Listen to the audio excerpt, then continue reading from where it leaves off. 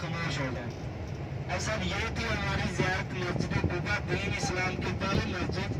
यहाँ पर दूर कामयाबी अदा करने से एक कबूल उम्र का सवाब मिलता है।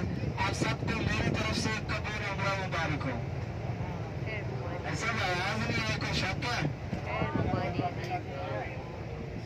ये अपने उनके हाथ पे देखिए, साथ ही मस्जिद है, मस्जिद जुमा अहमदाबाद में भी इसके पास से गुजरी है। यहाँ पर मुसलमानों का पहला जुमा पढ़ाया गया था। इसी जगह पर आसम ने पहला जुमा पढ़ा और इसी जगह पर आसम ने पहला जुमे का खुतबा दिया।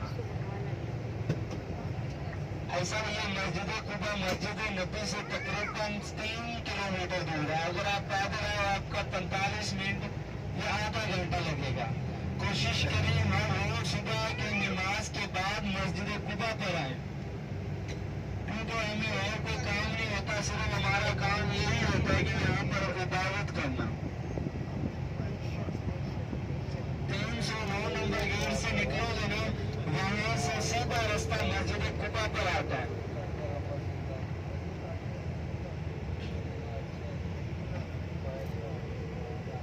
ऐसा भी एक बात शुरू कर